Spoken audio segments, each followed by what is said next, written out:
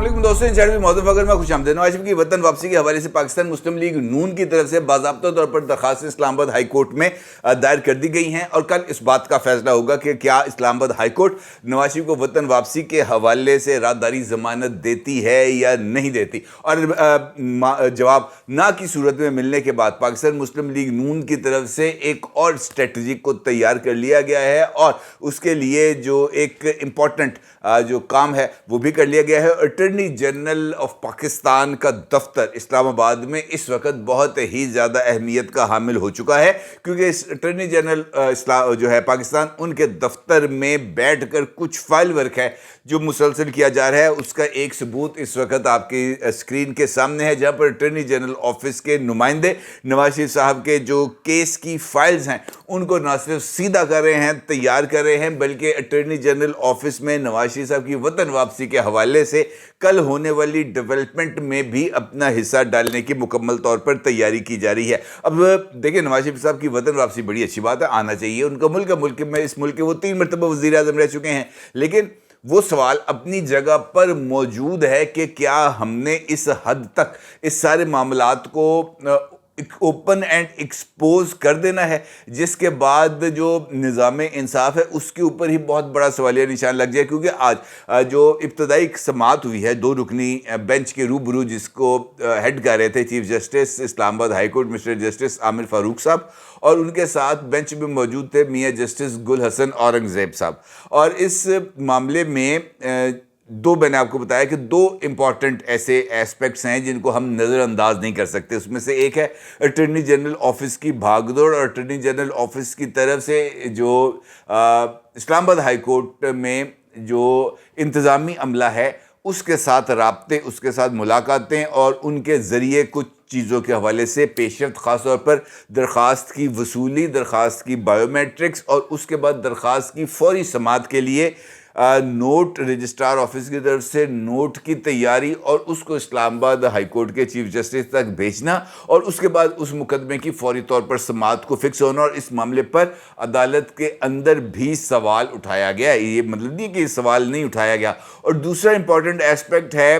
Notice के बावजूद नैब team की इस्लामाबाद हाई कोर्ट में मौजूदगी, और ये बहुत ही बड़ा, मतलब इस मामले से नवाज शरीफ साहब को फ़ायदा हो ना हो, लेकिन नुकसान यकीनी तौर पर होगा और वो पॉलिटिकल साख के ऊपर होगा। बेहतर ये होता कि दरख्वास्त दोपहर को फ़ाइल करने की बजाय आज सुबह ही फ़ाइल कर दी जाती और उसके बाद नोटिस बेशक आज के लिए ही करवा लिए जाते तो ज़्यादा बेहतर हो जाना था। लेकिन नैब की टीम पहुँच जाती है, FIA की टीम पहुँच जाती है, नून लीग के वकला पहुंच जाते हैं, अटॉर्नी जनरल ऑफिस के नुमाइंदे पहुंच जाते हैं, एडवोकेट जनरल इस्लामाबाद पहुंच जाते हैं, तो इस बात का तो सीधा सीधा मतलब यही सामने आता ना जी कि मैच फिक्स है। और शायद यही वजह है कि जब इस मामले की, इस मुकदमे की समाअत हो रही थी तो वकला के रोस्ट्रम पर आते ही अभी बाज़ाब्ता तौर पर समाअत शुरू नहीं हुई, जज साहब आए हैं, कुर्सियां सीधी हुई हैं, दोनों जज साहब आना के बैठे हैं, 2 वकला जो है वो रोस्ट्रम पर आए हैं, और आते साथ ही जो chief justice Islamabad high court है उन्होंने आपको पता है कि उन्होंने क्या सवाल पूछा? उन्होंने आते साथ ही पूछा, जी अमजद परवेज साहब अभी क्या स्टेटस है, आपका क्लाइंट अभी तक मफरूर है? अब मुझे बताएं कि क्या रहेगी बात। भाई मफरूर है, अभी तक मफरूर है, इसके अंदर तो कोई बात नहीं। और क्या अमजद परवेज साहब इसके आगे से क्या जवाब देते हैं? वो कहते हैं हाँ जी अभी तक वो मफरूर हैं, उनका स्टेटस मफरूर का भी है, इश्तिहारी का भी है, सज़ा याफ्ता का भी है, क्योंकि अभी तक जो हिफाजती ज़मानत है वो आपके पास मौजूद है, उस पर अभी तक कोई फ़ैसला नहीं हुआ, ना ही सज़ा मुअत्तल हुई है, ना ही वारंट मुअत्तल हुए हैं। जब तक ये मुअत्तली मौजूद रहेगी उनका स्टेटस मफरूर और इश्तिहारी का ही होगा। फिर अदालत उनसे पूछती है, अमजद परवेज साहब आप कौन से केस का हवाला दे रहे हैं जिस पर अमजद परवेज मलिक साहब ये कहते हैं कि माजी में भी इश्तिहारी मुल्ज़मान को सरेंडर करने के लिए हिफाजती ज़मानत दी गई, और इसके ऊपर जो है ना अमजद परवेज मलिक साहब ने अदालत को आसमा आलमगीर केस का हवाला दिया, जिस पर जो जज साहब हैं उनका ये कहना था कि क्या हमने इस केस का फ़ैसला करने वाले हैं? तो उन्होंने कहा जनाब नहीं, ये तो हम अपनी ज़मानतों के लिए दरख्वास्त दे रहे हैं। तो उस पर आगे से फिर ये जवाब मिला کہ جو اشتہاری کا گرفتاری کا سٹیٹس بالکل مختلف ہے اور نواز شریف کا سٹیٹس اس سے بالکل مختلف ہے، جس پر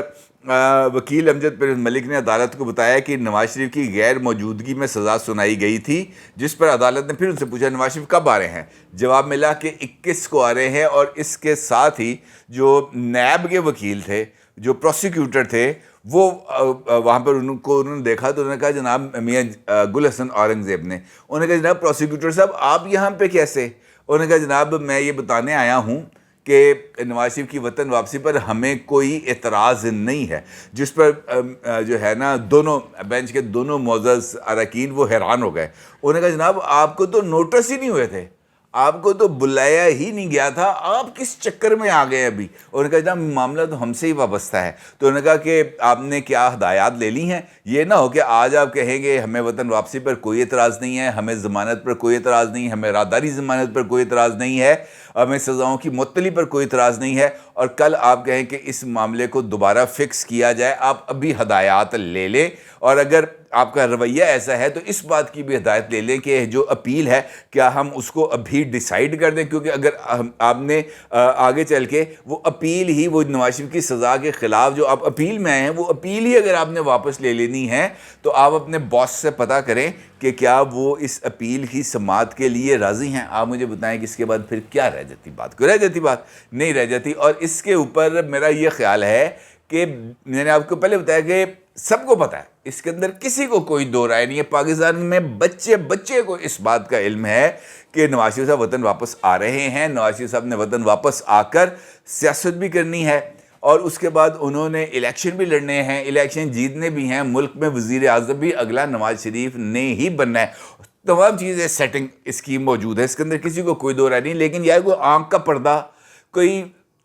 اس طرح کی کوئی چیز نہ، کوئی اولا رہنے دینا چاہیے نا۔ اگر وہ ہر ایک اولا اگر نکل جائے تو پھر کیا بندے کے پاس بچتا ہے؟ ککھ نہیں بچتا۔ اس پر غور کرنا چاہیے تھا مسلم لیگ نون کو۔ اب چونکہ اپیل کو ڈیسائیڈ کرنے کے لیے جو پروسیکیوٹر نیب تھے انہوں نے تو آگے سے کوئی بات نہیں کی، انہوں نے یہ کہا جناب اپیل کے بارے میں بعد میں بات کریں گے، جب وہ فکس ہوگی تبھی جو ہے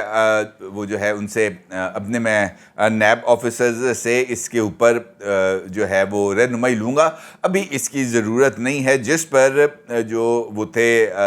جسٹس میاں گل حسن اورنگزیب صاحب، انہوں نے کہا کہ جناب جب وہ اپیل فکس ہوگی تب تو سب کو ہی پتہ چل جائے گا، البتہ اس کیس کی سماعت سب کو نوٹسز کرتے ہوئے بشمول پروسیکیوٹر نیب جو از خود وہاں پر پیش ہو گئے تھے ان سمیت سب کو کل کے لیے نوٹسز جاری کر دیے گئے ہیں۔ یہ ایک امپورٹنٹ ڈیولپمنٹ ہے۔ دوسری ڈیولپمنٹ کا تعلق مسلم لیگ نون کی لیگل ٹیم سے ہے، کیونکہ مسلم لیگ نون کو اس بات کا اندازہ ہے کہ کسی کو پسند ہو یا ناپسند ہو، جو سٹیٹس ہے اس وقت وہ نواز شریف کا ایک سزا یافتہ شخص کا ہے، ایک ایسا شخص جس کو ایک نہیں دو عدالتوں نے 7 سال اور 10 سال کی قید کی سزا سنائی ہے، اور وہ قید کی سزا ابھی تک انٹیکٹ تھی، اور جس وقت نواز شریف صاحب ملک سے باہر گئے تھے اس وقت نواز شریف صاحب یہی سزا جو ہے وہ کوٹ لکھپت جیل میں کاٹ رہے تھے۔ اس کے اندر تو کسی کو کوئی ابہام نہیں ہونا چاہیے۔ اب ان کا مختلف لوگوں کا یہ ماننا ہے کہ نواز شریف صاحب کو جو حفاظتی ضمانت ہے وہ نہیں مل سکتی، کیونکہ نواز شریف صاحب کی کنوکشن بھی موجود ہے، کنوکشن ان کی سسپینڈ نہیں ہوئی بھی، اور اس کے ساتھ وہ پروکلیم اوفینڈر یعنی اشتہاری بھی ہیں، لہٰذا نواز شریف کے لیے یہ جو راداری والی ضمانت ہے اس کے امکانات کم ہیں، اور میاں گل حسن اورنگزیب کے حیران بلکہ پریشان ہونے کی وجہ سے اس بات کے مسلم لیگ نون کی لیڈرشپ میں یہ امکان پایا جاتا ہے کہ اگر یہ جو حفاظتی ضمانت کی درخواست ہے اس کا کل ڈیسائیڈ نہیں ہوتی، یا یہ جو درخواست کو کل مسترد کر دیا جاتا ہے، تو پھر آپشن کیا ہوگا؟ اس کے لیے مسلم لیگ نون کی لیگل ٹیم نے ایک اور اسٹریٹجی کو ایوالو کیا ہے۔ اس کے لیے ایک درخواست لاہور ہائی کورٹ میں بھی دائر کرنے کا منصوبہ ہے، اور ممکنہ طور پر لاہور ہائی کورٹ میں کل یہ درخواست دائر کی جا سکتی ہے کہ جناب نواز شریف صاحب کو لاہور وہ لینڈ کر رہے ہیں، اور درخواست ان کی اسلام آباد ہائی کورٹ میں بھی موجود ہے، برائے کرم انہیں لاہور سے اسلام آباد تک جانے کی حفاظتی ضمانت دی جائے تاکہ وہ اسلام آباد پہنچ کر جو ہے وہ اپنے آپ کو عدالت کے روبرو سرنڈر کر سکے۔ جبکہ ایک اور درخواست ہے جو تیار کر لی گئی ہے اور وہ سپریم کورٹ آف پاکستان کے لیے ہے، اور اسلام آباد ہائی کورٹ کے ممکنہ فیصلے کو فوری طور پر سپریم کورٹ آف پاکستان میں بھی چیلنج کیا جائے گا، اور اس کے لیے جو شارٹ نوٹس ہے وہ جیسے ہی آرڈر وصول ہوگا وہ اس کے ساتھ لگایا جائے گا اور emergency basis per supreme court of Pakistan سے رجوع کیا جائے گا۔ مسلم لیگ نون کا اس معاملے میں وہ تو کہتے ہیں جناب ہمیں تو کسی حوالے سے کوئی پریشانی نہیں ہے،